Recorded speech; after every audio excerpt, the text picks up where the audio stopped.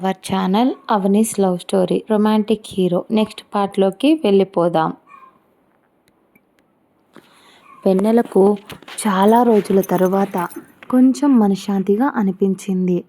అప్పుడే హరినారాయణ గారు దగ్గరకొచ్చి బుజ్జమ్మ అని ఇప్పుడు అన్ని సమస్యలు సాల్వ్ అయిపోయాయి కదా, కాబట్టి ఇక నువ్వు మనశ్శాంతిగా చదువుకో. అసలే 3 నెలల్లో ఎగ్జామ్స్ ఉన్నాయి. ఎగ్జామ్స్ అయిపోతే నీకు ఇష్టమైన చదువుని నువ్వు సిటీకి వెళ్ళి చదువుకోవచ్చు. అక్కడ మంచి కాలేజీల్లో నువ్వు చదువుకోవచ్చు అని ప్రేమగా తల నిమిరారు. వెన్నెల ఆ మాటలకు సంతోషంగా అవును మామయ్య, మీరు చెప్పింది నిజమే. నేను ఇక నుంచి నాకు నచ్చినట్టే జీవించాలి అనుకుంటున్నాను. అంతేకాకుండా ఏ కాంతి లేని నా జీవితానికి రంగులు అద్దాలి అనుకుంటున్నాను. ఇప్పటి నుంచి కొత్తగా మొదలుపెట్టాలి అని చెప్పి ఒకసారి తన ఇంటి వైపు చూసింది. చాలా రోజులైంది తన ఇంటిని బయట నుంచి ప్రశాంతమైన మనసుతో చూసి. ఒక్కసారిగా ఆ ఇంటిని చూడగానే తనకు కోపం వచ్చింది. ఎప్పుడూ చాలా కలగా ఉండే తన ఇల్లు బోసిపోయినట్టు, వాళ్ళ తాతయ్య చనిపోయిన దగ్గర నుంచి ఆ ఇల్లు వాతావరణమే మారిపోయింది. ఎవరూ సరిగ్గా పట్టించుకోరు. పనివాళ్ళు కూడా సరిగ్గా క్లీన్ చెయ్యరు ఆ ఇంటిని. ఎప్పుడూ తనే చేసినంత వరకు పనులన్నీ చేసేది. ఎప్పుడు ఆ ఇంటిని తిరిగి మళ్ళీ రీమోడలింగ్ చేయించాలి అని తన మనసులో అనుకుంది. ఆలోచించింది. మామయ్య, మీరు ఈ ఇంటిని రీమోడలింగ్ చేయించండి. అలాగే అత్తయ్య కొంతమంది పనివాళ్ళను పనిలో పెట్టింది. వాళ్ళకి ఇప్పటి వరకు చేసిన పనికి పని డబ్బులు ఇచ్చేసి వాళ్ళను పంపించేసేయండి. అలాగే వాళ్ళ పనుల్లో కొత్త వాళ్ళను తీసుకొని పెట్టండి.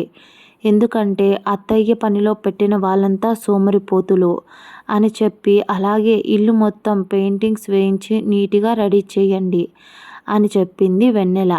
హరినారాయణ గారు ఆశ్చర్యంగా వెన్నెలలో మళ్ళీ అదే చిన్నతనం అల్లరి, తెలివితేటలు తిరిగి వచ్చినట్టు అనిపించడంతో అలాగే బంగారం, నువ్వు చెప్పిన పనులన్నీ చేస్తాను అని అన్నారు.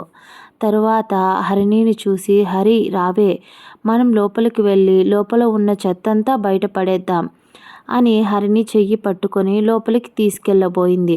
అప్పుడే ఎవరో తన చీర చున్నీని పట్టుకొని లాగినట్టు అనిపించడంతో ఒక్కసారిగా వెనక్కి తడబడుతూ తన భుజం దగ్గర ఉన్న చీరను పట్టుకుంది. అది ఎక్కడ ఊడిపోతుందో అనే భయంతో వెన్నెల భయంగా వెనక్కి తిరిగింది. అక్కడ గాలికి వెన్నెల చీరకొచ్చు రిషి వాచ్లో ఇరుక్కుంది.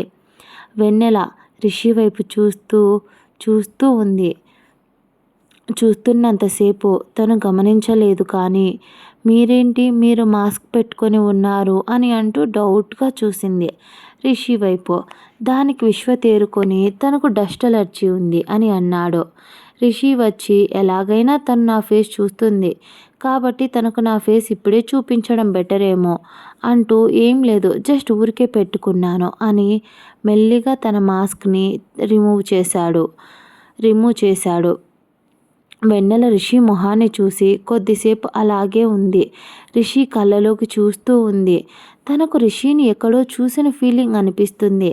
కానీ దాన్ని బయటికి కనిపించనివ్వకుండా అదే తడబాటుతోనే రిషి వాచ్లో ఇరుక్కున్న చీరను లాగేసింది. తరువాత హరిణిని తీసుకొని లోపలికి వెళ్ళిపోయింది. వెళుతూ కూడా రిషి వైపు ఒకసారి చూస్తూ వెళ్తూ ఉంది. తన మది ఎందుకో కొన్ని ఊసులు చెబుతుంది. ఎక్కడో తనని చూసిన ఫీలింగ్ కలుగుతుంది. అసలు ఏంటిది, నేను తనను చూసినట్టు అనిపిస్తుంది అని తనని తానే, లేదు తన్ని ఎక్కడో చూశాను, చూద్దాం ఇక్కడే ఉంటాడు కదా అని అనుకుంటూ ఇక తన పనిలో తాను పడిపోయింది. ఇక వీళ్ళు అలా లోపలికి వెళ్ళగానే హరినారాయణ గారు రిషి దగ్గరికి వచ్చి, బాబు, నేను మీ దగ్గరికి వచ్చిన పని వృధా అవ్వలేదు. నువ్వు రావడం వల్ల ఈరోజు తన మొహంలో ఆ చిరునవ్వు చూశావు కదా, తన చుట్టూ రంగులను విరబూయించుకోవాలని ఎలా ఆశపడుతుందో, తనకు అన్నీ సంతోషంగా ఉండాలని, అందరితో కలిసి ఉండాలని ఇష్టం. త్వరగా మీ కుటుంబంతో తన్ని కలుపుతావని ఆశిస్తున్నాను బాబు. నువ్వు ఎందుకు చెప్పొద్దు అన్నావో నాకు తెలియదు. ఆ పెద్దాయన ఎందుకు మీ కుటుంబం గురించి చెప్పకుండా పెంచాడో కూడా నాకు తెలియదు. కానీ వెన్నెలమ్మ చాలా తెలివైంది. ఏదైనా డౌట్ వస్తే అట్టే పసికట్టేస్తుంది. కాబట్టి జాగ్రత్త బాబూ. ఇక నుంచి వెన్నెలమ్మ గురించి ఏ దిగులు లేకుండా ప్రశాంతంగా ఉండొచ్చు అని అనుకుంటూ వెళ్ళిపోయారు హరినారాయణ గారు. హరినారాయణ గారు అక్కడి నుంచి వెళ్ళిపోగా రిషి ఇంకా విశ్వ కూడా వెన్నెల వాళ్ళు వెళ్ళిన ద్వారం వైపే వెళ్ళారు. తరువాత రిషి, విశ్వ లోపలికి వెళ్ళి ఆ ఇల్లు మొత్తం చూస్తూ ఉంటే పల్లెటూరు వాతావరణంలో కట్టిన ఇల్లు అయినా కూడా చూడటానికి చాలా అందంగా ఉంది. ఇన్ని రోజులు దాని మెయింటెనెన్స్ సరిగ్గా లేకపోవడం వల్ల ఆ ప్యాలెస్ కొంచెం కళ తప్పినట్టు అనిపించింది రిషికి. విశ్వవైపు చూస్తూ హరినారాయణ గారికి చెప్పి ఆ పనులన్నీ ఎవరైనా మనుషులను పెట్టి పురమాయించమని చెప్పు. సిటీ నుంచి మనుషుల్ని పిలిపించు.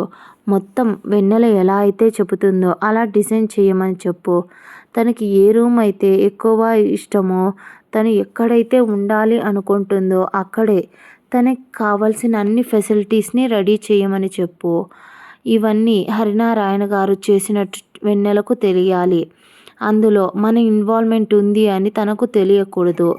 And one more thing, director ఎప్పుడు వస్తున్నాడు అని అడిగాడు రిషి. దానికి విశ్వ ఇంకో 2 days రిషి. వెన్నెలకు కాలేజ్ స్టార్ట్ అవ్వడానికి ఇంకా 2 days మాత్రమే ఉంది.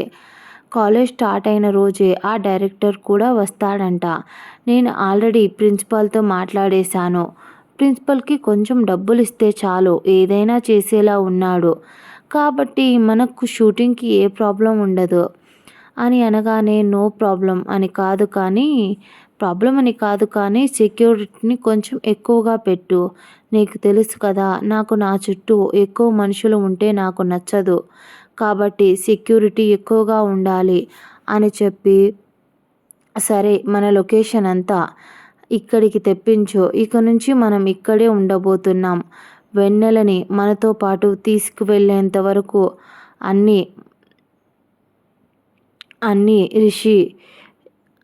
అన్నీ చెప్పి రిషికి ఏదో ఫోన్ రావడంతో అక్కడి నుంచి పక్కకు వెళ్ళాడు.